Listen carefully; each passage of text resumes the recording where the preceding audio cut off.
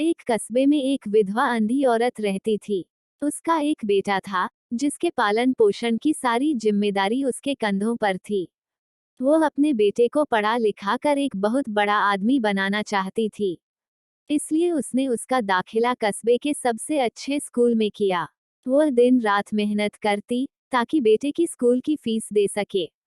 लड़के के स्कूल के बच्चे उसकी माँ के बारे में जानते थे। वे सब उसे अंधी का बेटा कहकर चिढ़ाते थे। लड़का इससे बहुत परेशान था। उसे अपनी माँ पर शर्म आने लगी थी। वो उसके साथ कहीं भी आने जाने से कतराने लगा था। जब लड़का बड़ा हुआ, तो उसकी शहर में अच्छी नौकरी लग गई। उसने अपनी माँ से वादा किया कि शहर में मकान लेकर वह उसे लेने आएगा। लेकिन वह शहर गया, तो फिर लौटकर वापस नहीं आया। उसकी अंधी माँ उसका इंतजार करती रह गई। कई महीने बीत गए, लड़के की कोई खबर नहीं आई। कई महीने बीत गए, लड़के की कोई खबर नहीं आई। अंधी एक दिन उससे नहीं रहा गया और वह बेटे से मिलने शहर पहुंच गई। पूछते पूछते वह बेटे के ऑफिस पहुंची।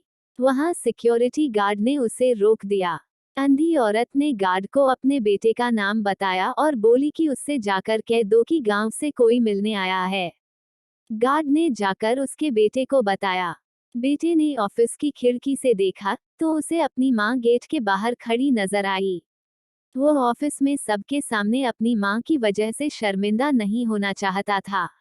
उसने कहला दिया कि वो ऑफिस में नहीं है। अंधी औरत वहां से चली गई। शाम को वह लड़का ऑफिस से घर जाने के लिए निकला। रास्ते में एक जगह काफी भीड़ जमा थी। वो अपनी गाड़ी रोककर भीड़ के पास पहुंचा और तो बीच सड़क में अपनी माँ को मारा पाया। उसके हाथ में एक चिट्ठी थी, जिसमें लिखा था, बेटा, बड़े दिन हो गए थे, तेरी कोई खबर नहीं मिली। चिंता हो रही थी, इसलिए तुझसे मिलने चली आई। तू तो अब बड़ा आदमी बन गया है। तुझसे मिलना अब शायद मुझ गरीब की किस्मत में नहीं, लेकिन मैं बहुत खुश हूँ तेरे लिए। तूने अपना ही नहीं मेरा सपना भी पूरा किया। मलाल है कि तेरी तरक्की देख नहीं सकती।